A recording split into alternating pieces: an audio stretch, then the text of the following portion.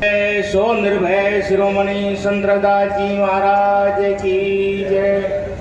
सभी महापुरुषों की जय। देखिए गुरु प्रेमियों,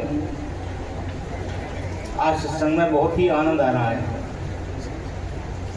हर वक्त एक से एक बढ़ के वाणी का उच्चारण कर रहा है। ऐसा आनंद कभी कभी आता है।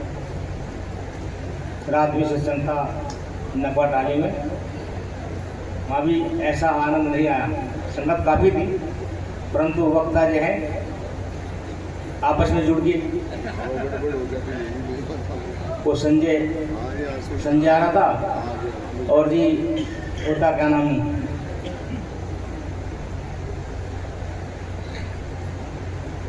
समंदार जी का चल रहा है, वहाँ भूले में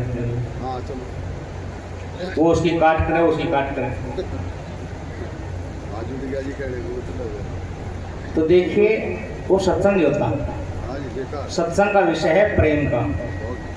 हम एक जगह सिले रहे। दर्जी के पास दो चीज होती है, कैंची होती है और एक होती है सुई। सुई का काम है सीना, अनेक कपड़ों या सी देगी, और कैंची का काम है काटना। वो एक थान के अनेक पीस बना देगा। तो सत्संग तोड़ता नहीं, काटता है, जोड़ता है। और कैंची है क्या? राग और द्वेष। हम राग द्वेष लेकर बैठते हैं एक दूसरे से, तो फिर हम कटते हैं। हमें प्रेम रूपी सुई से सिल जाना चाहिए। हम किसी मत मतांतर में, हमारे कुल गुरु रविदास जी हैं, हमारी जाति एक है, तो हम सबको तो एक ही सुर में बोलना चाहिए। हम किसी भी मिशन से हैं, परंतु ये ध्यान रखते हर आदमी दो चार बात सीख ली तो अहंकार पैदा करता है। ज्ञान अथाह है, इस ज्ञान को जानना कोई आसान काम नहीं है, बहुत कठिन है। तो गुरु की शरण में जाना और गुरुओं की बनना बहुत कठिन है, और बहुत कठिन है गुरु बनना। गुरु बनना आसान नहीं है। गुरु करोड़ों में कोई बिरला होगा जो बन सके इसमें गुरु पद हो, वरना होता नहीं। ये तो लोगों ने लाइन लगा रखी, गुरु के चेले हैं, चेलों के चेले, फिर चेलों के चेले, फिर चेलों के चेले। इससे कभी भी कल्याण नहीं होता। गुरु पद में मिशन में केवल एक ही आदमी होता है जो गुरु पद में होता है, और वो भी वो जिसने वहां तक का अनुभव कर लिया हो। अनुभव अगर नहीं किया तो वो भी नहीं है। संत गति को जानने के लिए किसी मिशन की जरूरत नहीं है, किसी मिशन की जरूरत नहीं। न मैं रविदासी बनने की जरूरत, ना कभी बनने की जरूरत नहीं। केवल अपने आप को जानने की जरूरत है। अगर हमने अपने आप को जान लिया तो सब कुछ प्राप्त होगा। किसी संप्रदाय से कोई मतलब ही नहीं भक्ति का। भक्ति मार्ग तो अपने से संबंध है। तो बहुत अच्छी अच्छी बातें आप लोगों को सुनाई गई है। सब जग रोग यारे, इन सतगुरु वैद्य न चीना। वास्तव में बात सही है। एक पति पत्नी थे, उनके दो बच्चे थे। पति को बीमारी होगी, कोई दर्द कोई वैसा हो गया। उसकी पत्नी ने अपने छोटे बेटे से कहा, बेटा जब तुम्हारे पिताजी बीमार हैं और तुम बाजार में जाके दवाई लियो उनके लिए। लड़का घर चल दिया। थोड़ी दूर पे गया, देखता क्या है कि एक बंदर वाला बंदर नचारा उसके दूर खड़ा हो गया। घंटा आध घंटा वहां खत्म हो गया। वहां से चला, आगे बढ़ा तो एक रीछ नचारा उसके दूर खड़ा हो गया। घंटा दो घंटा वहां काट दी। उससे आगे बढ़ा, देखता क्या है कि सपेला बीन बजा रहा, सांप दिखा रहा। जब काफी देर में घंटे हो गए, उस बच्चे की मां ने सोचा पता नहीं कि बच्चे का क्या कारण है। तो थोड़ी देर का काम था और वो कई घंटे लग गए उसे। उसने बड़ा बेटा पहचान, वो बेटा तुम जाकर देखो, तुम्हारे छोटे भाई कहाँ हैं, क्या कर रहे हैं, कोई दवा लेने के भेजे थे, तेरे पिताजी तरफ रहे हैं। अब बड़ा भाई जब कहा देखता क्या है कि वो सपेरे धोरे खड़ा है वहाँ से और उसमें मस्त हो रहा, उसने तमाशा मारा, बेवकूफ तो ये दवाई लेने के लिए भेजा था, अब तो आकर यहाँ इन खेल खिलौनों में उलझ गया। तो देखिए ये संसार रूपी बाजार है और गुरु रूपी डॉक्टर है। हम दवाई लेने के लिए आए थे संसार बाजार में और हम संसार के इन खेल खिलौनों में उलझ गए। आज शादी हो रही है, बच्चे हो रहे हैं, उनके लिए मकान बनाए जा रहे हैं, नौकरी लग रही, सारे ऐसे उलझने हैं जिनमें फंसने के बाद इंसान इनसे निकल नहीं पाता।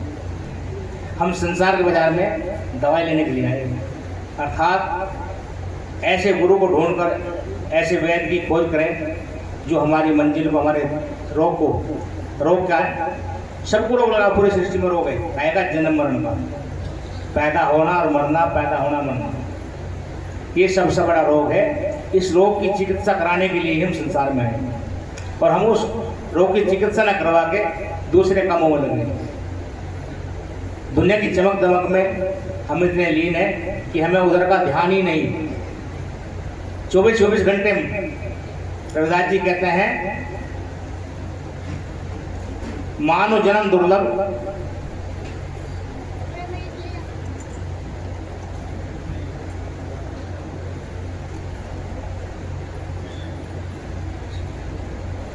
जान अजान भये हम बावर, जान अजान भये हम बावर, सोच असोच दिवस जाई, इंद्री सबल निबल विवेक बुध, परमारथ प्रवेश नाही। हम जानबूझ के पागल हो रहे हैं,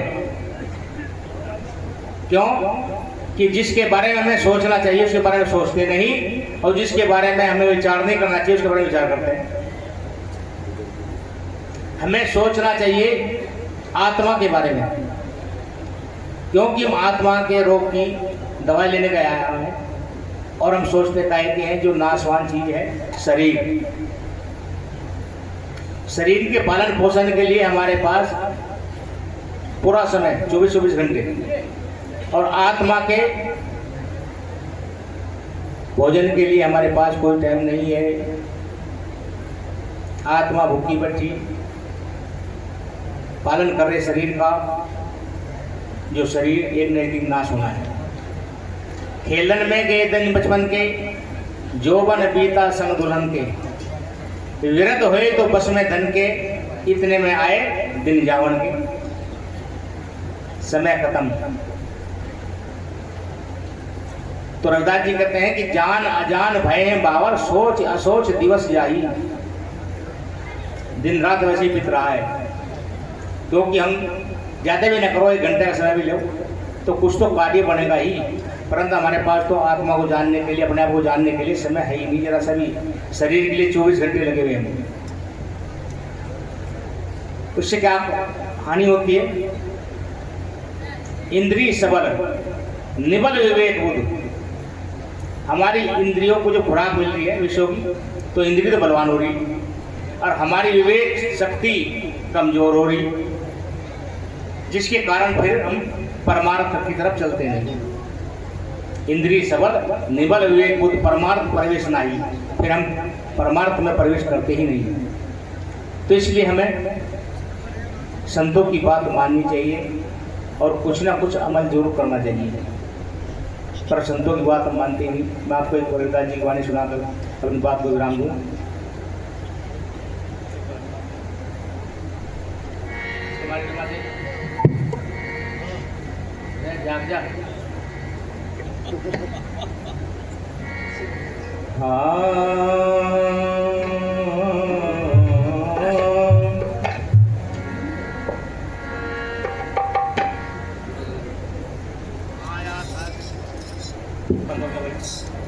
आया था किसी काम को गया टगरिया भूल, परदेशों में रम रहा तेरा ब्याज रहा नामूल।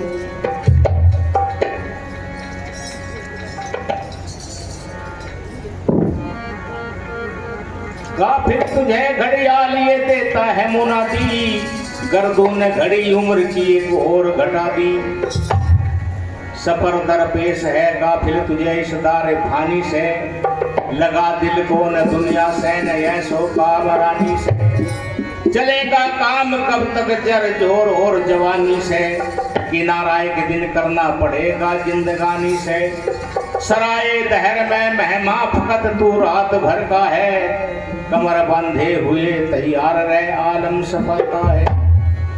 हम तो यहाँ पर मुसाफिर बन आए हैं, हमारा असली ठिकाना नहीं है। मुसाफिर की बात ही इस सराय को खाली करके जाना पड़ेगा, परंतु हमने मान लिया कि ये सराय हमारे लिए नहीं, सभी आ रहे हैं और जा रहे हैं। 84 का चक्र बहुत बड़ा चक्र है, इससे निकलना बड़ा कठिन पड़ता है। एक अंधा व्यक्ति एक किले में जाके घुस गया, जिस किले में 84 लाख दरवाजे लगे हुए थे, भटक रहा, उन सब दरवाजे बंद थे, केवल एक दरवाजा खुला हुआ था।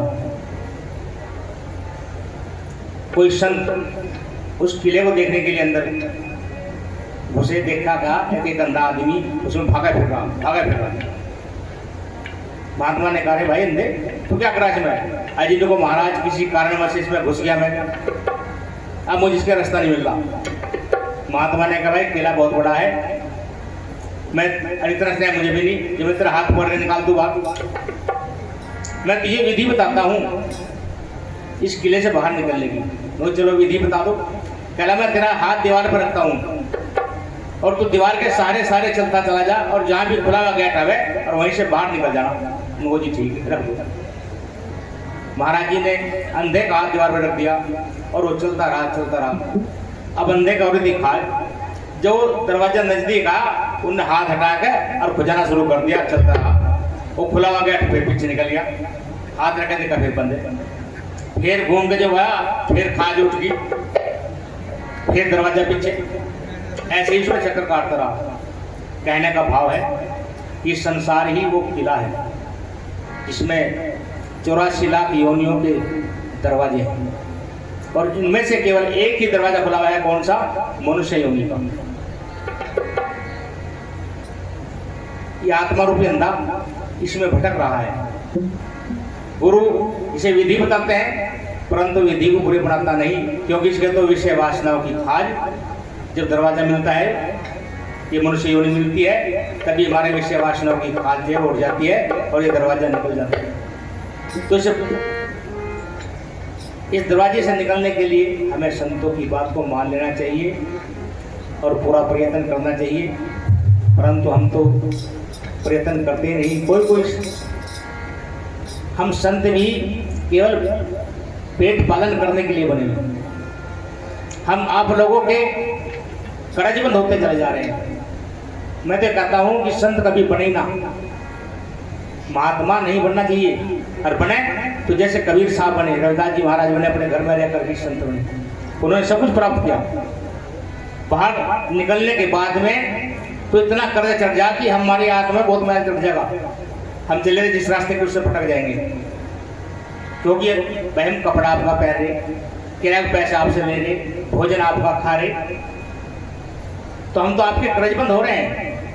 कबीर साहब कहते हैं कि गरही का टुकड़ा बोरा, 9 अंगुल दांत, और भजन करे तो उभरे नहीं तो पाड़े यहाँ। अगर भजन हम करते नहीं तो भजन पता ही नहीं।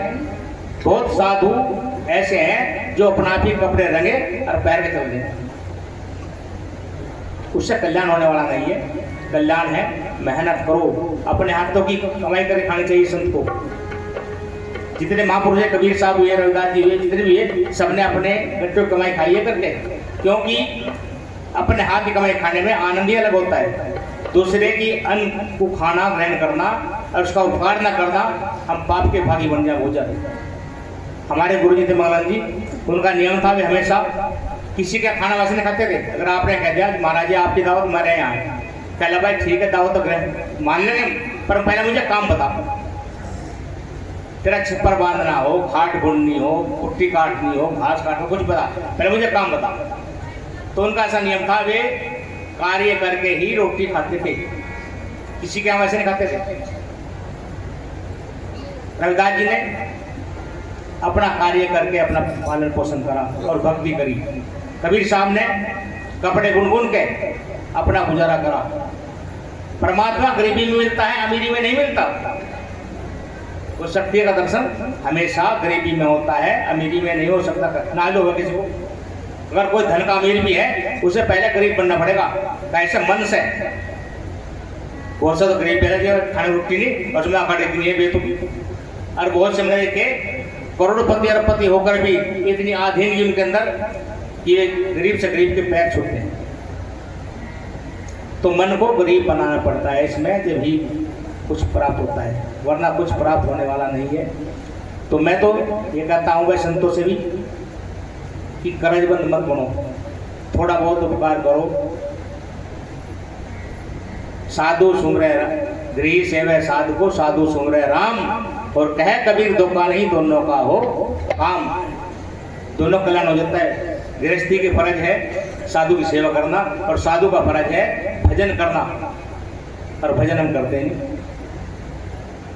तो जब भजन नहीं करते थे तो कबीर साहब ने तो बहुत खाल उधेड़ी संतों की। कबीर साहब कह रहे क्या होगा उसका, जो दूसरे का भोजन करके कपड़े लेके पैसे लेके ठग के कार्य चला रहा है, उसके लिए बताया। कबीर साहब कहते हैं कि बैल बने हड़ में जुते, ले गाड़ी में दीन, फिर दिल्ली के कोल्लू चले फिर कसाई ली। मांस कटा बोटी बिकी चमड़न मढ़ी नकार, और कुछ क्रम बाकी रहे जिन पे पड़ती मार। धौंस में मर के भी वहां चाम पिटेगा। किसान के पैर हल में जुतना पड़ेगा, उसके काम करना गड्ढे चलना पड़ेगा, फिर दिल्ली के कोल्लू चलना पड़ेगा, और उसे काम में फिर कसाई लेगा, फिर कसाई काट काट के बेच देगा। खाल बाकी बची, खाल पे डंडा बजेगा। तो इतनी बड़ी सजा कबीर साहब ने बताई है। जो साधु भजन नहीं करते, नाम मात्र के साधु हैं। अरे कुछ तो उपकार करो, पैसे इकट्ठे करके कम से इनकी ये लगा दो। मैंने 3-4 गांव में रहा है अपने जीवन में, और जहाँ रहा वहाँ मैंने कार्य किया। मुझे शौक है, जहाँ भी रहा वहीं से समाज के जैसे मंदिर में आऊँ तो यहाँ चंदा आपसे इकट्ठा करके यहीं का लगा दूँगा। आप लोगों को जते हैं सुप्रताल भी, सुप्रताल देखो मैंने कई करोड़ रुपया इकट्ठा करके आपके लिए लगा दिया। तो कम से कम इतना हम कर सकें तो हमें करना चाहिए, और भजन सुमरण भी जरूर करना चाहिए। मेन चीज भजन सुमरण है। ये कोठी बंगले मेहनतानी तो साथ कोई जाना है नहीं, केवल साथ जाएगा जो हमने नाम की कमाई कर ली, वो साथ जाएगी, और कुछ साथ जाने वाला नहीं। माल खजाना महल चुबारे, और कोई न जावे संग तुम्हारे, चल चल जावे भोगन हारे, कुछ भी फिर न रहाई, प्रभु जी मेरा तुम बिन कौन सहाई। लाड लड़ा के पालन कीना, अतर फुलेर सदा मत दीना, और वस्त्र भूषण नित्य नवीना, देह पड़ी रह जाई, ये शरीर ही पड़ा रह जाएगा। तू जग्गा है पालन हारा, और महिमा तेरी बड़ी है पारा, और बिरमानंद दान दे प्यारा, नाम तेरा सुखाई। अगर सुख मिल लेना है तो भाई नाम तो स्मरण करना पड़ेगा। नाम में ही सुख है और कहीं सुख है नहीं। सारा दुख ही दुख है, पूरी सृष्टि दुख से भरी हुई। तो सुनिए मैं एक आप कहानी आपको छोटी सी रविदास जी महाराज की।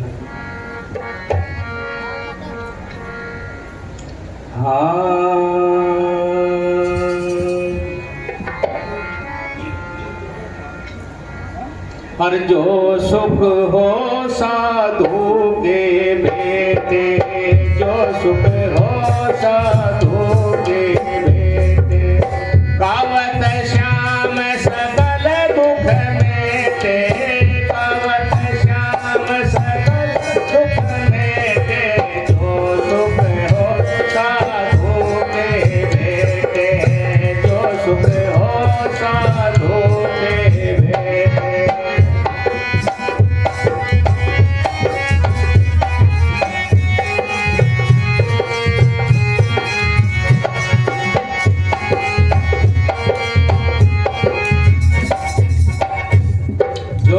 साधु के बेटे, अर्थात साधु के दर्शन करने से उनके पास बैठने से जो सुख मिलता है वो एक अपार सुख होता है। अब आप लोग सुखी हैं यहाँ से उठने के बाद दुखी दुखी रहो, तो घर के उलझन में उलझ जाओगे, फला काम करना, यो करना, वो करना। जब तक संतों के पास बैठे तो सुखी, और यहाँ से जाने के बाद फिर दुखी। ते मुझान रे संतन महिमा, बोलो तो ते मुझान है संतन महिमा, ते मुझान है संतन महिमा, जो माया जंजाल लपेटे, जो माया जंजाल लपेटे, जो साधु के बेटे, जो सुख हो साधु के बेटे।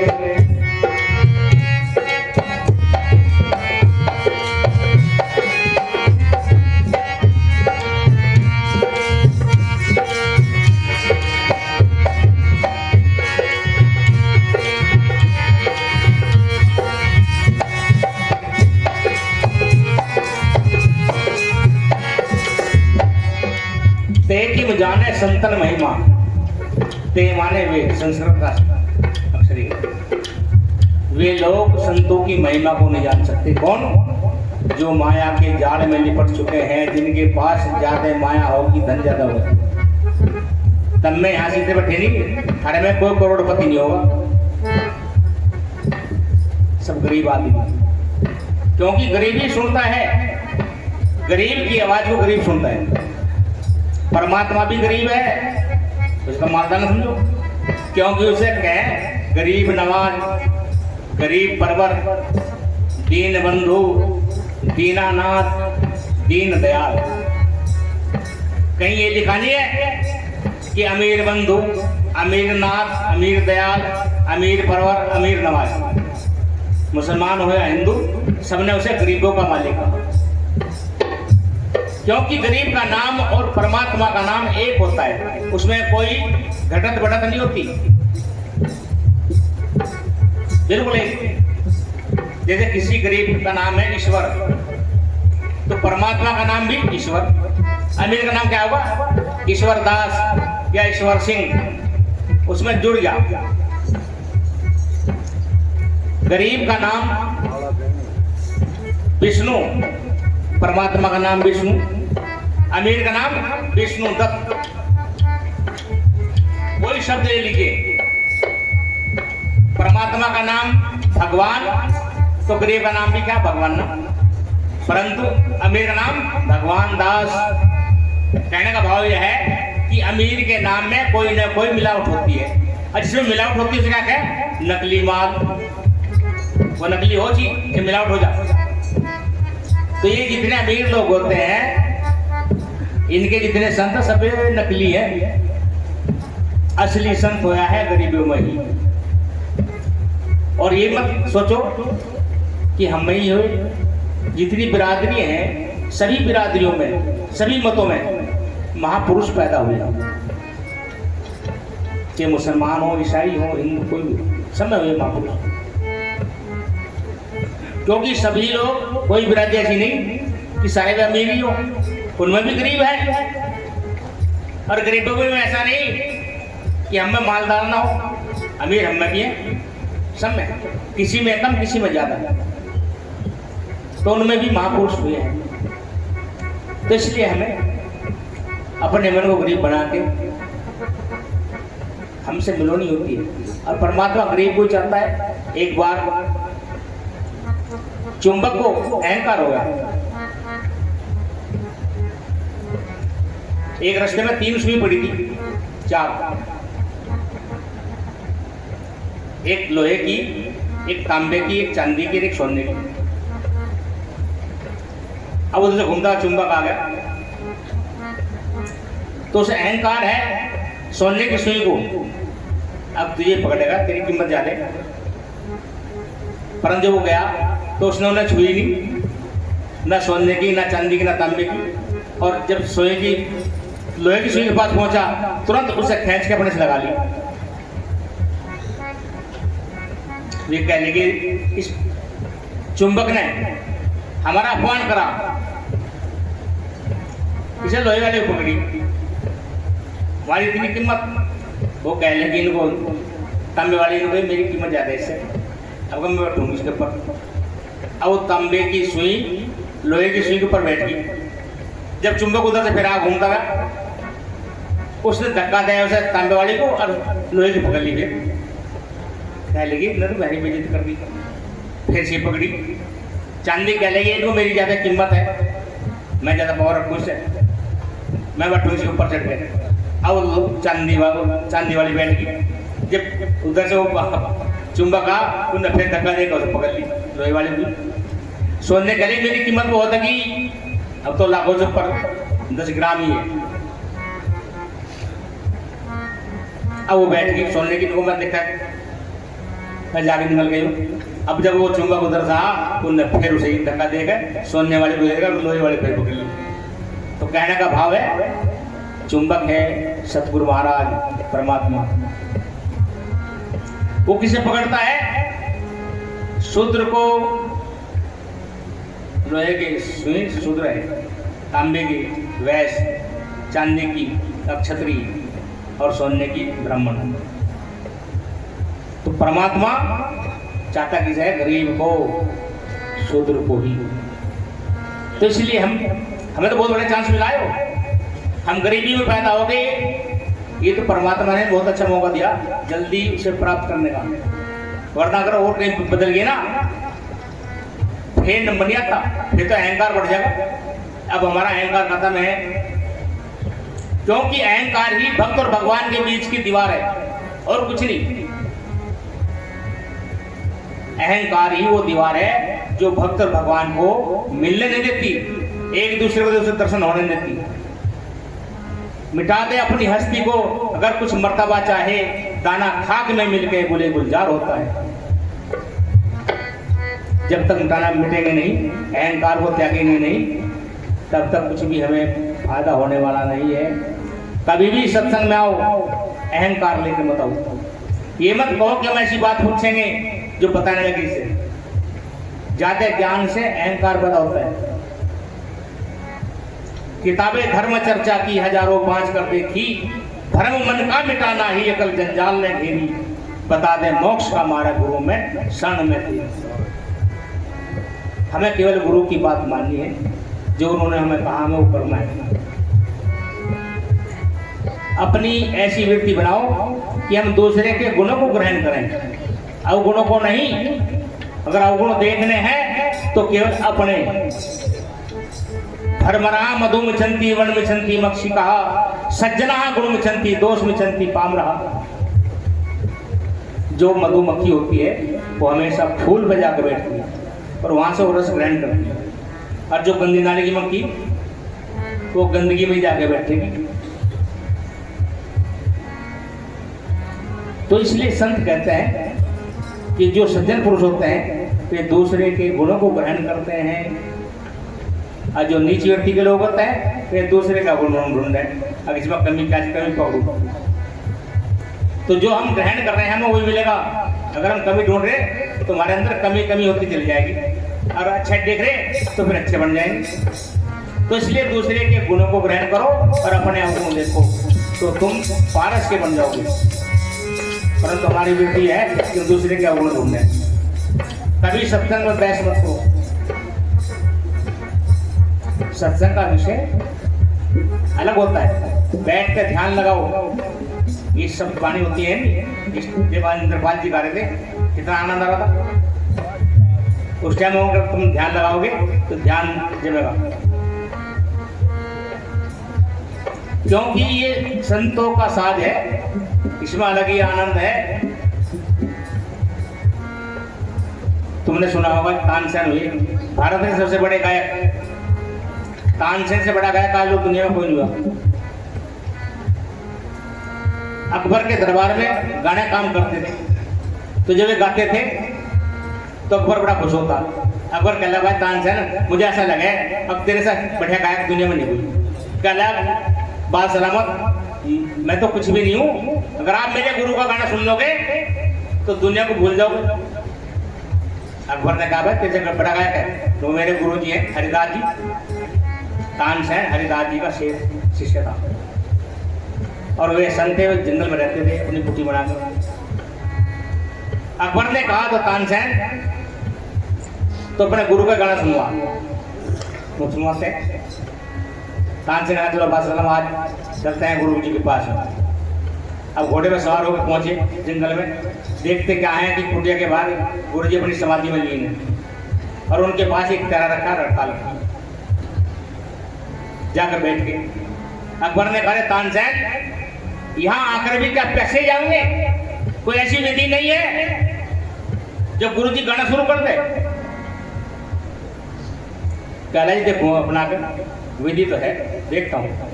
पर तानसेन ने उठता था क्या, अरे वो उल्टी सीधी उंगली मारी, अरे उल्टा सीधा गाना शुरू कर दिया। हरदास जी की समाधि खुल देखा, सामने तानसेन और बादशाह को बैठे। गुरु जी कह रहे अरे बेवकूफ, तू तो मेरा नाम बदनाम करवाता हो, जैसा यहाँ करा वही ऐसा जनता में करता हो, उल्टे काम करे देखा रुको। हरदास जी ने एक तरह लेकर और जब टाइम गाना शुरू हुआ, जैसे हमारे इंद्रपाल जी मस्त हो रहे थे, इस टाइम मस्त हो, इस टाइम गया तो बादशाह अकबर की समाधि लगी, खाने मगन हो गया वो। गाना समाप्त करे फिर महाराज जी फिर भजन बैठ के तानसेन ने रहा बात सलामत, क्या बात है? सुना क्या बात होगी थी बात सलाम? कहते हैं भाई बहुत आनंद है, चलो जल्दी। रास्ते में वार्ता हो लगी। अकबर ने कहा रे तानसेन, जो आनंद तेरे गुरु के गाने में और तेरे गाने में क्यों नहीं? तानसेन ने कहा बादशाह सलामत, मैं हूं आपके दरबार का गवैया, मैं तो नौकरी लेने के लिए गाता हूं और मेरे गुरु हैं उस परमात्मा खुदा के दरबार के गवैया, इन्हें किसी से नौकरी नहीं लेनी। ये तो उस मालिक को खुश करने के लिए उनकी मस्ती में गाता, वो मस्ती मेरे पास नहीं है क्योंकि मैं तो पैसे के लिए गा रहा। तो ये देख लीजिए, जो आप में खुदा में अंतर है वही हरिदास में और मेरे में अंतर है। तब अकबर ने कहा वाह भाई वाह। तो इसलिए इसमें एक अलग ही आनंद है संतों की। जो आनंद यहाँ प्राप्त हो रहा वो किसी जगह जाकर प्राप्त नहीं होगा, कहीं नहीं मिलेगा। सब झूम रहे थे इस टाइम। इंद्रपाल जी इनसे पहले जो वक्ता थे उन्होंने शब्द गाया तो कितना आनंद था, स्वदूत बोल रहे सब। तो इसलिए संतों ने कहा है कि इस आनंद को प्राप्त करना है तो एकांत में बैठ जाओ, सत्य नाव को ध्यान लगाकर बैठ जाओ। पता नहीं किसकी वाणी से तुम्हारी सुरती ऊपर चढ़ जाए, और सुरती चढ़ी, अंदर का गेट खुला और समझो तुम फिर शहंशाह के शहंशाह हो। अगर अंदर का दरवाजा नहीं खुला तो तुम कंगाल के कंगाल हो। इसे खोलने के लिए संतों ने कहा अज्ञा चक्र को पार कर दो। एक तरह की क्रिया होती है, जो अज्ञा चक्र को पार कर दे नहीं, तीनों काला ज्ञान हो जाता, भूत भविष्य वर्तमान। कोई बैठा बताता है कहाँ क्या हो रहा। जैसे मोबाइल है नहीं, पहले संतों के पास यही क्रिया तो थी, यही बताते। और हमारे समाज में बहुत संत हुए ऐसे, ईसा संत जी, बुद्धेदास जी, रविदास जी, बिरपाल जी महाराज हुए हमारे यहाँ, हमारे क्षेत्र में हाई खेड़ी गांव में। लोग कहने नो हनुमान जति लक्ष्मण जति, पर इस कलयुग का वो जति था हाई खेड़ी में, उन्हें जति महाराज जति। उन्होंने ऐसे चमत्कार दिखाए बहुत। फिर सबके आके हाथ जोड़ते रहे, सब कहते, सब बापू कहते रहे, उनकी भाषा थी। चाहे बच्चा से भी अच्छे बापू जी, कोई पता तो अच्छा बापू जी। मैं देखा एक बार में गया वहाँ, दूसरी बार गया। हमारे समाज की औरतें तो बेवकूफ, आज भी उस गांव में त्यागियों की औरतें इतवार के दिन वहां उस समाधि पे चिराग जलाना है, भारे वाले जाती है। क्यों हम तो दिखा दिया कि भारत तो पागल लगे। वे लोग फायदा उठाते हैं हमारे महापुरुषों से, हम नहीं उठाते। रविदास जी के सब जातियों के लोग चेले बने, चमार एक नहीं बना। फायदा ठाओ। बड़े चमत्कार थे जगदीश महाराज के। उस टाइम गाड़ी थी, गाड़ी बैलो गाड़ी उगी नहीं थी। एक त्यागी की गाड़ी की चढ़ में धसकी खांचे में। अब वो बैलो को पेट रहा और पसीना आ रहे तो खींचे ना उनसे। अब उधर से महाराज चले गए। महाराज बापू जी इन्हें पिटो ना, मारो ना, बापू जी मारो ना। और उसने घुसा रहा था। कहा तू काटना कैसे ना, पिटू ना, तू काट देगा। अच्छा बापू जी कोई बात नहीं, हम ही काट देंगे। कला देख ले संत आए, अगर ना काटी देना गाड़ी जब खत्म हो। वो बैल काट दी, इसमें काट दो बापू जी, बैल काट दो। वो ऊँटना सा खाया कंधे में रख के और महाराज जी ने गाड़ी बाहर खड़ी कर दी। जब उसकी आँख खुली, कहा भाई ये तो कोई अलग ही चीज है। जो दो बैलों से गाड़ी नहीं निकल रही और उसे एक हाथ से उठा कर ये बाहर निकाला। एक बार वे मांगते सबके यहाँ थी केवल एक रोटी। सुन साथ कुत्ते बहुत रहते, लेते और कुत्तों खा देते, ले कुत्ते गिर एक के पास हाथ पहुंचे त्यागी जी। तो कहता रहा रोटी मांगो राजा, जो हमारी वो धरी मून जो पीट दे तो मूंगरी से होती लकड़ी की उससे फुट्टा कर दे बानून बांटने के लिए।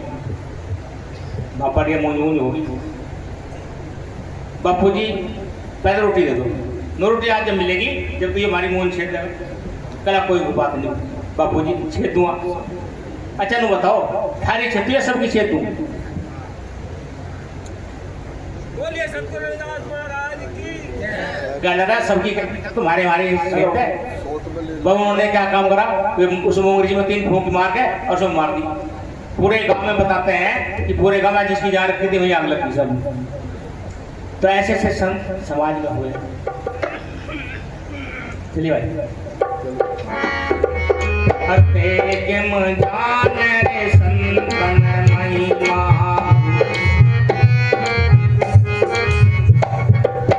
तेगिम जान है संतन महिमा, तेगिम जान रे संतन महिमा।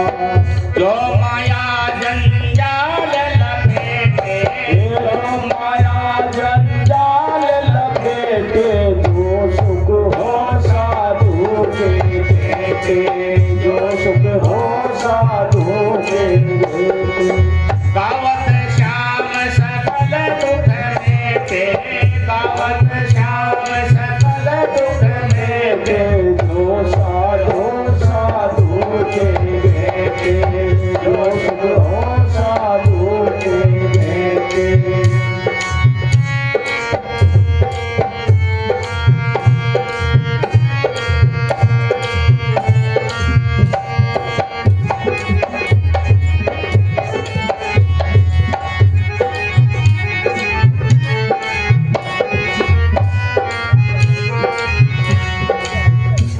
जो माया में लिपट चुके हैं उन्हें आप कहते कहते हैं 8 पहर उन्हें कुछ नहीं सूझे, 8 पहर उन्हें कुछ नहीं सूझे, 8 पहर उन्हें कुछ नहीं सूझे, 8 पहर उन्हें कुछ नहीं सूझे। जो दिल्ली को विषभ संकेते, जो दिल्ली को विषभ संकेते, जो सुख हो साधु के भेदे, जो सुख हो साधु के भेदे। गावत श्याम सकल दुख मेटे, गावत श्याम सकल दुख मेटे, जो सुख हो साधु के भेदे, जो सुख हो साधु के भेदे। वाजिवा कल्लू मास्टर जी ढोलक मास्टर। अब तो नई तारीख है।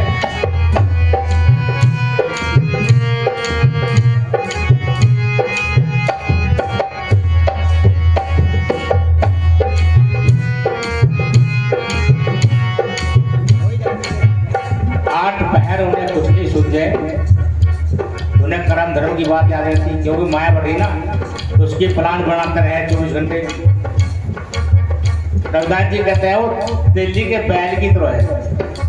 पहले तो क्या स्पिलर लगे वैसे तेल काटने के, पहले कोल्लू होते लकड़ी के, उनमें तेल निकाल देते, तो बैल को उसमें जोड़ दिया जाता था और बैल की आंखों पे जाम के ढक्कन मट के फिर कपड़ा बांध देते और संटा मार दिया और सारा चला था। अब बैल को सोच रहा पता नहीं तू कहाँ पहुंच गया, जब आप खोले देखिए तो देखता क्या मैं वहीं का चक्कर काट रहा हूँ। तो ऐसे ही हम लोग हैं, हम भी 84 के चक्र में ही चक्कर काट रहे हैं। तो हम दिल्ली के बैल की तरह हैं। जो जन राम नाम नहीं सुमरे, जो जन राम नाम नहीं सुमरे, जो जन राम नाम नहीं सुमरे, जो जन राम नाम नहीं सुमरे, उधर भरे जो गर्दम लेते, उधर भरे जो गर्दम लेते, जो सुख हो साधु के भेंटे, जो सुख हो साधु के भेंटे, गावत श्याम सकल दुख मेटे, गावत श्याम सकल दुख भेंटे, जो सुख हो साधु के भेंटे, जो सुख हो साधु के भेंटे।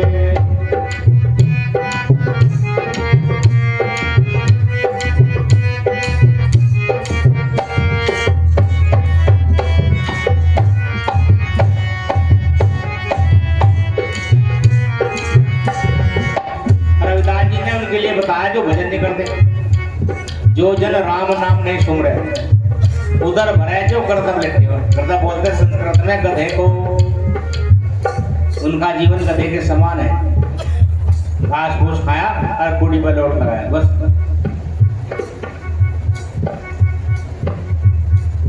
आवे दिया खो दिया ते आवे है खलो दिया, कच्चा ले आवेगा ते पक्के ले जाएगा, ए हो नहीं मुकना ते तो नहीं हो छुटना। कभी कहता है कि जैसे भट्टे का दाव नहीं, वो कच्ची ईंट पसार में से भट्टे में छोड़ खावे और उनमें से पक्की भर कर लावे, भट्टे का चक्कर खत्म होता नहीं और गधे का पीछा छूटता नहीं। तो हम भी संसार का ये बोझ होने में लगे हुए हैं।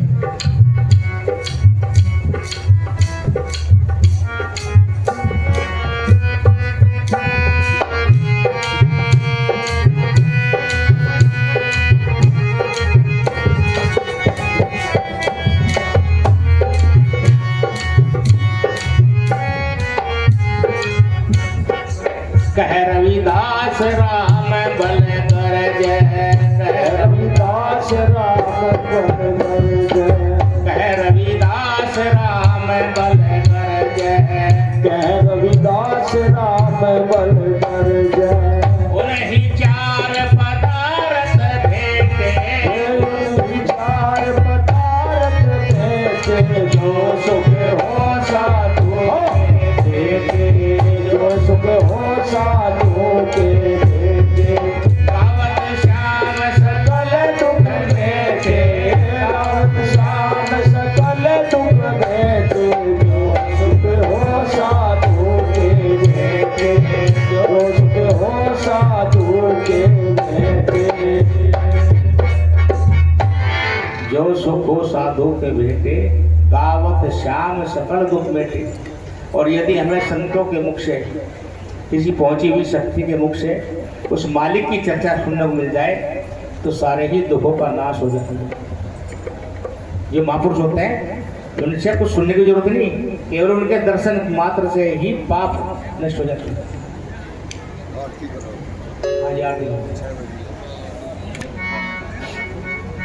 तो देखिए सेकंड क्वेश्चन,